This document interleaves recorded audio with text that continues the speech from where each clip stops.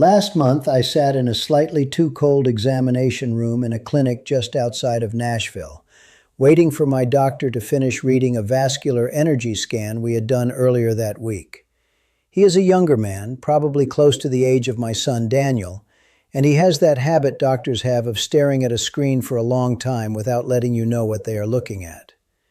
When he finally turned the monitor toward me, he had a look of genuine confusion on his face.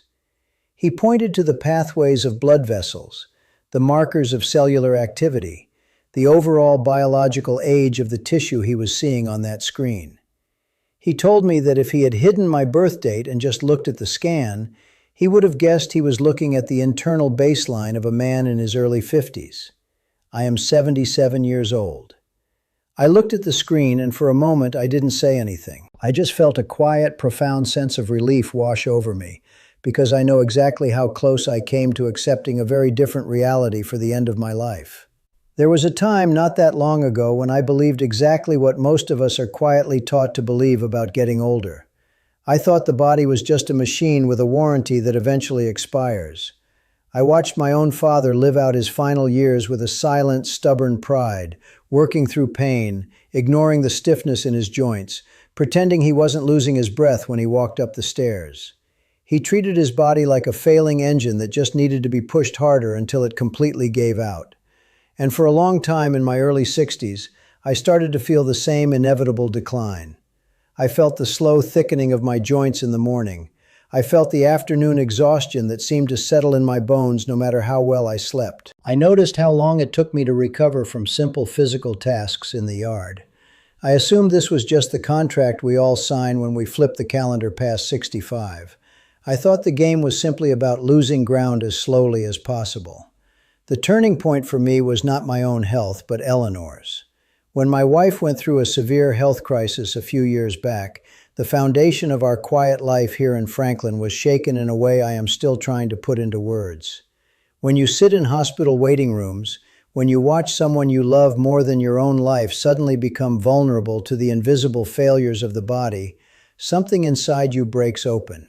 You realize that hoping for the best is not a strategy. It was during her recovery, when her progress seemed to hit a wall, that I started spending my mornings in my study, surrounded by my old books, drinking tea, and reading everything I could find about cellular recovery. I am not a doctor. I spent my career in publishing, taking complicated educational materials and trying to make them make sense to ordinary people. So I approached the human body the only way I knew how, like a complex manuscript that I needed to understand before the deadline arrived. What I found during those quiet early mornings changed everything I thought I knew about aging, about disease, and about what we are actually capable of repairing. I kept coming across this concept of stem cells. For years I had heard that term on the evening news, usually accompanied by some story about an exotic, incredibly expensive clinic in Switzerland, where wealthy people paid tens of thousands of dollars to get injections that promised to reverse time. I thought it was science fiction for the rich.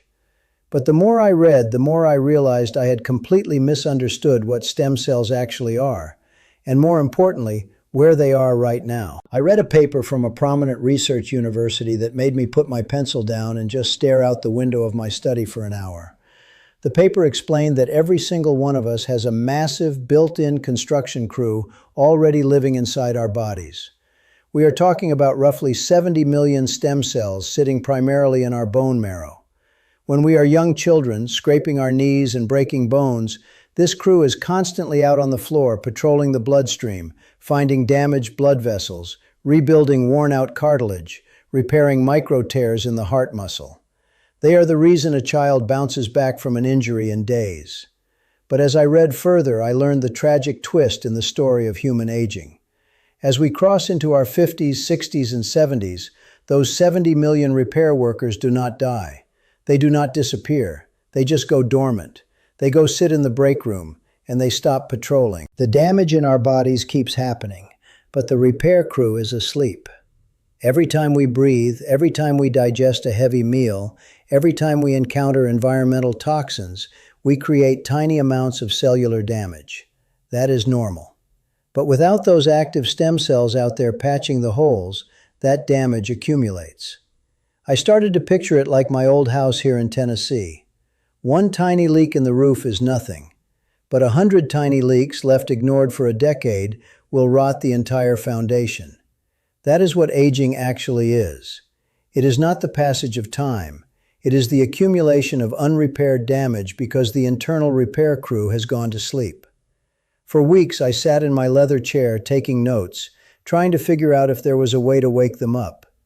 I assumed it required a pharmaceutical intervention, something my doctor would have to prescribe.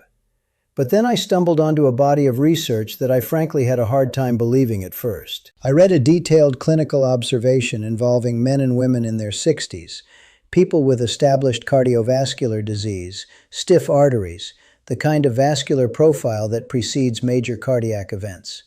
The researchers did not give them a new drug. They had them consume a very specific, highly concentrated dose of plant compounds called polyphenols every day for 30 days. More specifically, they used a dark chocolate with an exceptionally high cacao content. When I looked at the numbers from that observation, I had to read the page 3 times. After just 30 days, the researchers measured the actual stem cell count circulating in the bloodstreams of these 60-year-olds. The number of active patrolling stem cells had nearly doubled. They had not been injected with anything. Their own dormant cells had woken up and mobilized out of the bone marrow. And they did not just float around aimlessly. The researchers measured something called flow-mediated dilation, which is basically how well your blood vessels can expand and contract to let life run through you. The vascular function in these older adults had improved to levels that you would normally only see in people decades younger. The stem cells had found the stiff, damaged arteries and literally rebuilt them from the inside out. I needed to understand how this was possible. I needed to know the mechanism, because I have lived long enough to know that magic does not exist, but biology does. I learned that when you consume certain specific compounds, like the proanthocyanidins found in very dark chocolate, or the anthocyanins in dark berries, your digestive system breaks them down and they enter your blood. But they do not just act as passive nutrients, they act as chemical messengers. They travel to the bone marrow and essentially ring a fire alarm. They send a signal that tells those dormant stem cells to wake up, get out of the marrow, and go find the inflammation. When I understood this, I felt a deep, hollow pang of regret. I thought about my father. I thought about how he slowly lost his mobility, how his circulation failed him in his final years, how cold his hands always were. I thought about how the cure for his failing architecture was sitting right there inside his own bones, but he never knew how to send the signal to deploy it. I am telling you this because I wanted someone to have told him. I want someone to have told me 20 years ago. The body warns you before it collects the debt, but it also gives you the exact tools you need to pay it off, if you just know how to turn the key. If you have been sitting there listening to me talk about these things week after week, and you have not subscribed to the channel yet, you might want to take a second and check that button below. I hear from people all the time who tell me they thought they were subscribed but weren't.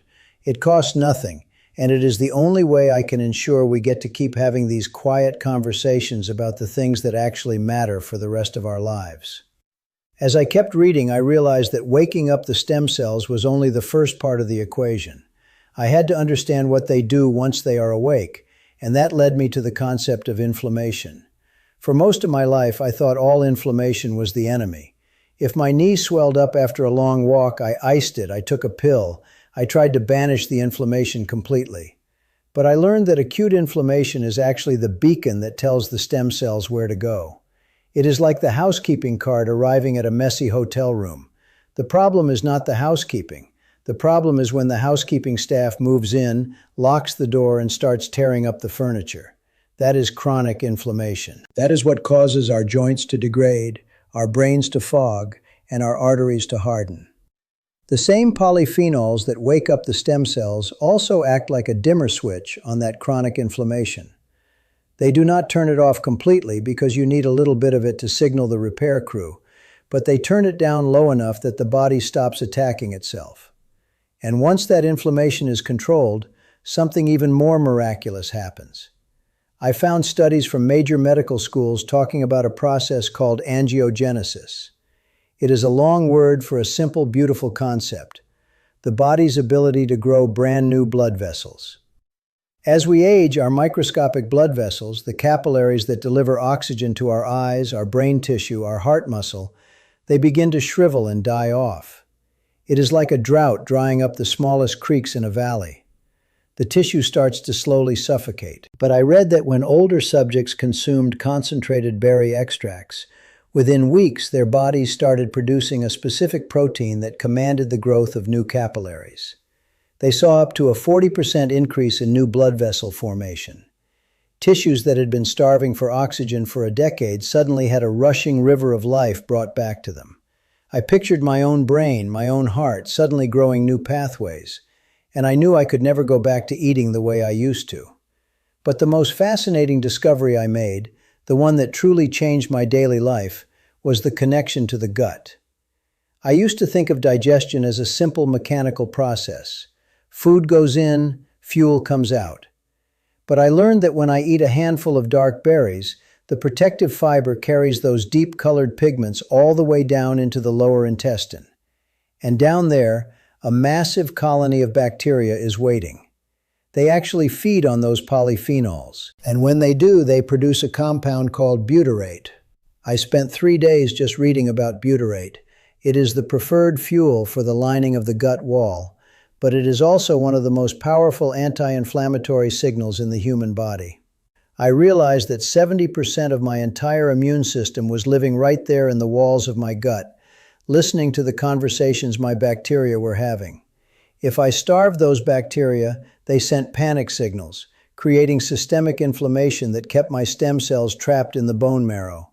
If I fed them right, they sent calming signals, reducing the inflammation and allowing my natural repair mechanisms to flow freely. This was the turning point for me. It was the moment I stopped looking at food as calories and started looking at it as biological instruction. I didn't need to become a fanatic. I didn't need to adopt some punishing, miserable diet that stripped all the joy out of my evenings with Eleanor. My daughter Rebecca, who works in nutrition, has always told me that the most perfect health protocol in the world is useless if you actually hate living it.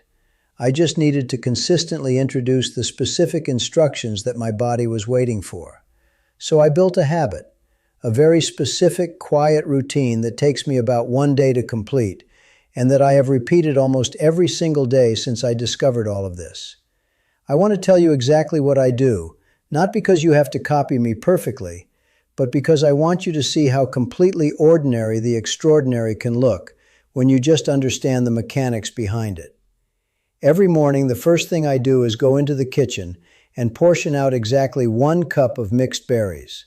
Blueberries, blackberries, raspberries, strawberries. I buy them frozen most of the time. I used to think fresh was always better, but I learned that they freeze these berries at the absolute peak of their ripeness, which actually locks in a higher concentration of those anthocyanins than the fresh ones sitting on a truck for a week. I do not make a complicated production out of it. I just thaw them slightly and eat them with my breakfast.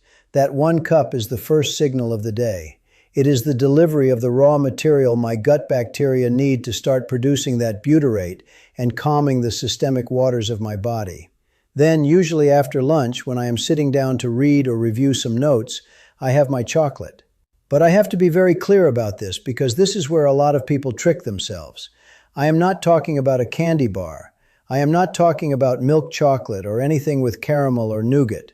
I eat exactly 2 small squares of 85% cacao dark chocolate. I will be honest with you, when my son Daniel tried a piece off my desk last year, he made a face and asked me how I could eat something that tasted like tree bark. It is bitter, it is intense, it does not taste like a reward. But I don't eat it for the sugar. I eat it because those 2 little squares, roughly 30 grams, contain the exact threshold of proanthocyanidins required to send that text message to my bone marrow. It is the chemical trigger that tells the stem cells to get out of the break room. Around 3 in the afternoon, I make my tea. I drink green tea, sometimes black tea, but always at least 2 solid cups a day. I read an observation tracking 500,000 older adults over several years, and the ones who drank tea daily had drastically lower incidences of vascular failure. But here is the critical mistake I used to make, and it is something I see people do all the time. For 40 years, I put a generous splash of dairy milk in my afternoon tea. It was a comfort thing. But I learned that the specific proteins and fats in cow's milk actually bind to the polyphenols in the tea, creating little bubbles that your body cannot break down. You end up absorbing almost nothing. All those years I was washing the benefits straight through my system.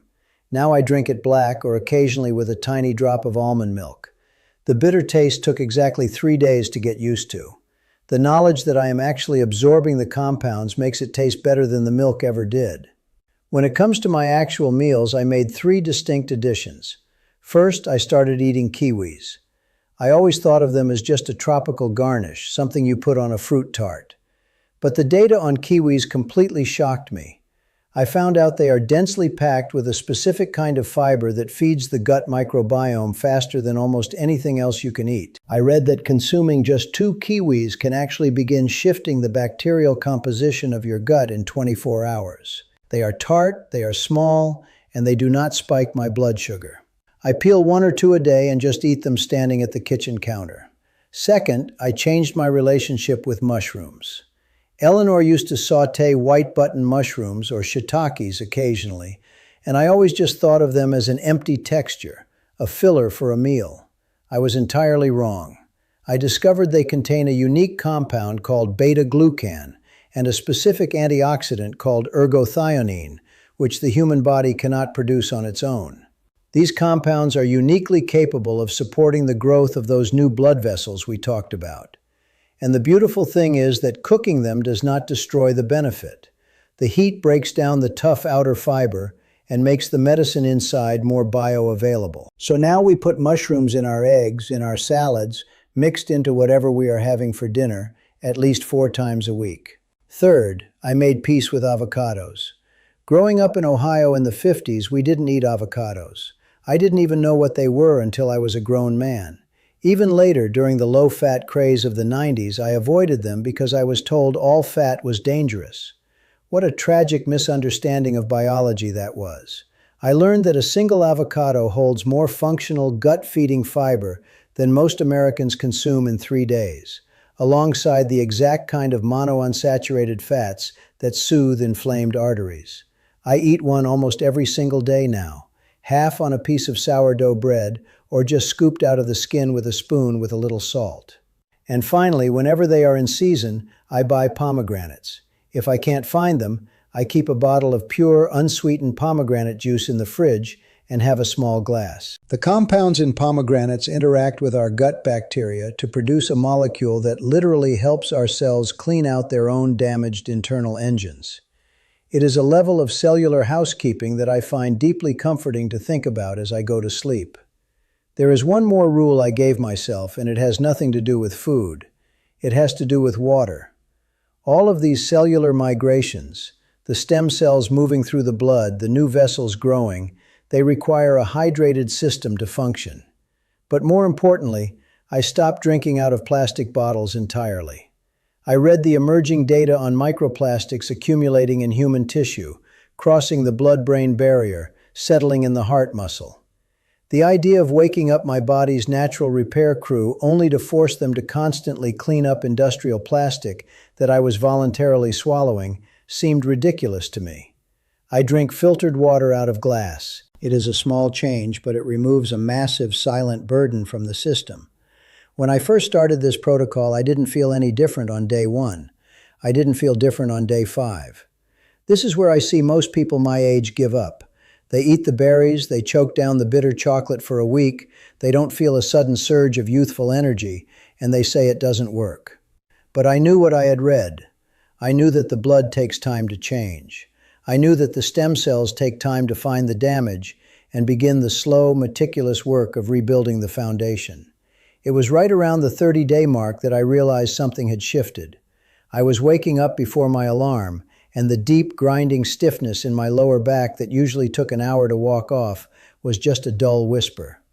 By day 90, I was moving through my garden, bending, lifting, working with a fluidity I honestly thought I had left in my 50s.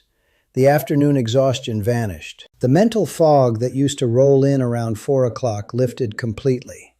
And then came the day, last month, when I sat in that cold clinic room and watched my young doctor try to make sense of the scan on his monitor.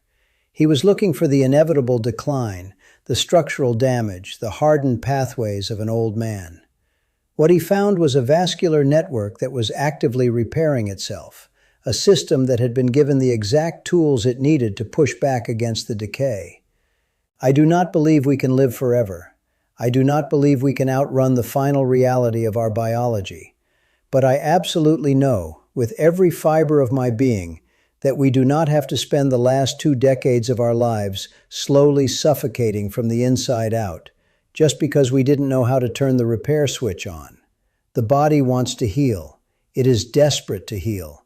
It has an army of 70 million workers standing in the dark, waiting for you to send the signal.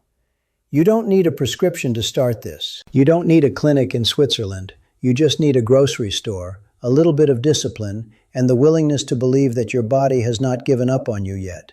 You can start tomorrow morning with a handful of berries. You can start tomorrow afternoon with a piece of dark chocolate. It takes 1 day to begin the habit, and it takes 30 days to begin changing the architecture of your life.